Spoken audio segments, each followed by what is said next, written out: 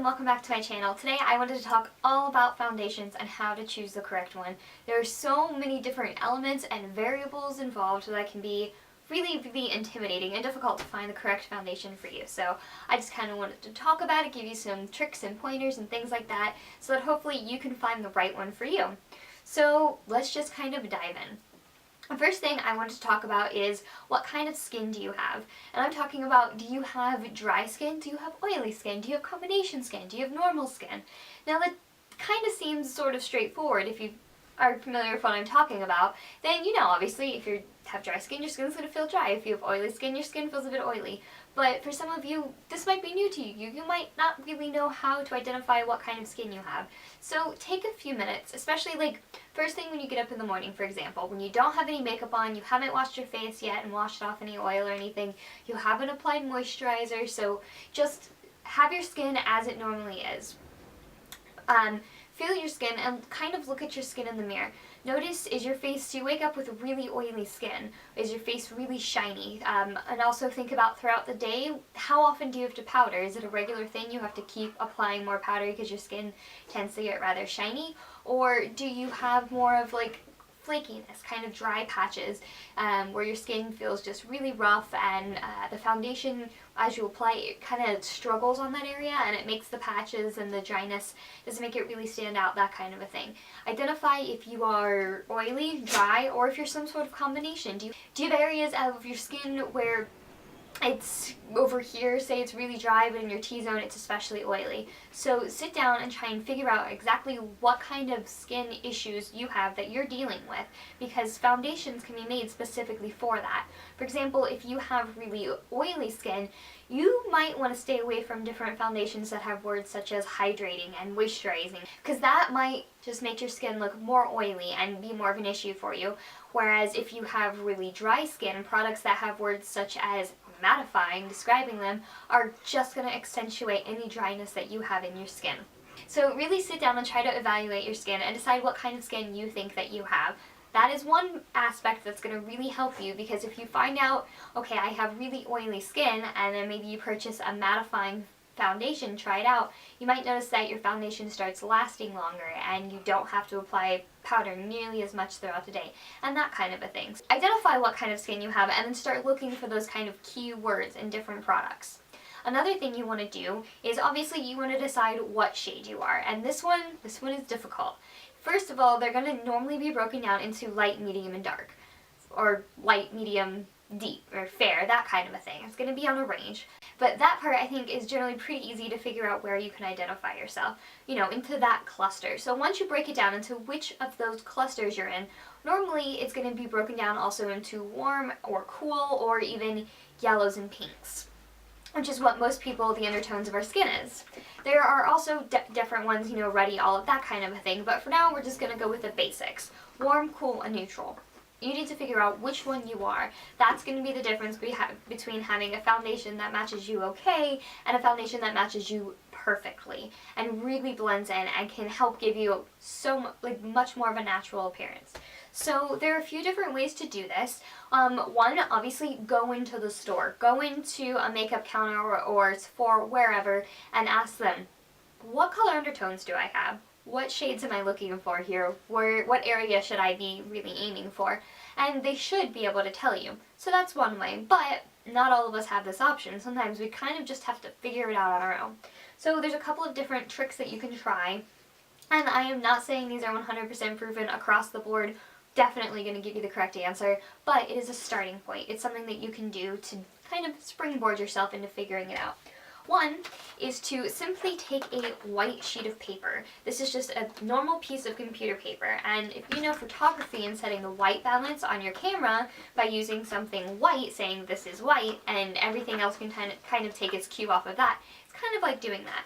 So take the white piece of paper, hold it up to your skin, and sometimes that can help reveal what exactly your undertone is. Having something so plain and white and just devoid of any color up against your skin can make it easier to identify. I'm not sure if you can see, but I definitely am have yellow undertones. So take it, look, and that can help reveal it to you. Another way that can help you identify what kind of undertone that you have to your skin. If you can see the veins on your wrist right here, looking at what color they look like to you, if it, or it looks like through your skin. If it looks like more of a blue tone, then you're most likely a cool tone. If it looks like more of a green tone, then you're most likely a warm tone. So that can help you decide. Yellow is going to be more of a cool, whereas pink is going to be more of a warm. So that can help you to kind of break it down and decide what you are. So now you've decided, okay, I have dry skin, I have oily skin, I have pink undertones, I have yellow undertones, I'm medium skin tone. And so that's going to help start breaking that down for you. Then what you want to do is decide what kind of coverage you need. Most people, I think, go into there and make a beeline for the full coverage foundations. Everybody seems to think these days that they need full coverage, when that's not necessarily true. You don't necessarily need that. And some people absolutely do need full coverage, but you need to sit down and really be honest with yourself, look in the mirror, look at your skin. Again, first thing in the morning when you don't have any makeup on, you haven't done anything to it to change it from how it normally is. Look at yourself in the mirror and just evaluate your skin. Do you have really bad acne? Like, I'm talking more than just the occasional breakout, 1 or 2 spots, things like that. Do you have bad acne where it's maybe a large portion of your face, where it covers a large portion of your face, and it's really red, really bad? Then you might need a full coverage. Do you have quite bad rosacea or really bad discoloration? Again, not talking about a little bit, that's what concealer's for. Little spot treatments, 1 or 2 blemishes, that's what concealer's for. But if you have a large portion of your face where you really are going to have to, you'd have to really, really cake on the concealer, that's when going for a full coverage foundation is probably the best option for you. Also, sometimes if it's for a special occasion, photography, things like that, then you might want to do full coverage. But for the more day-to-day type of application, most people, I don't think, need full coverage, but they go towards that. And that's not always the best. Full coverage can tend to look a lot more cakey because it's thicker. It's thicker, it's covering more, it's got a lot more pigmentation, so it can get cakier faster. Full coverage is going to be more obvious if it does start to wear throughout the day. It's generally going to be, a bit more obvious where it's worn off. It feels heavier on the skin, it's going to make it hotter, so if you don't need full coverage, don't go for full coverage. Go for more of a medium coverage or a light coverage.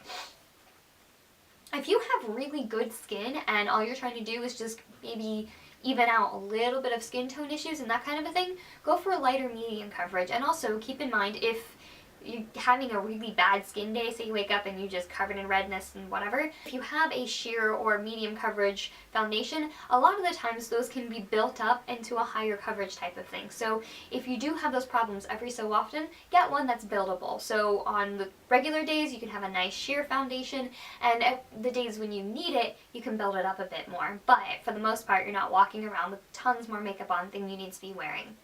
Determine whether you need light, medium, or full coverage foundation, and where you can just apply concealer instead of really caking on the makeup. I think that'll help you out a lot. So hopefully that can help you to weed out a bunch of the other ones, the ones that aren't going to work for you, and figure out what is going to work for you. Also, some other tips for choosing the right foundation is when you go into the store and say they put it on you, don't necessarily buy it right then and there. Get a sample, or if they don't offer samples, which a lot of times they should, and I'll get into that in a minute, but if you can't get a sample or something like that, at least go outside. Go outside away from those wonderful fluorescent or whatever lights they are that try to make you look gorgeous and don't necessarily give you the most accurate results. Go out, go to your car, pull out your compact, or look in your rearview mirror and check out your foundation and see how it looks in the natural light. Also, wear it around for a little while.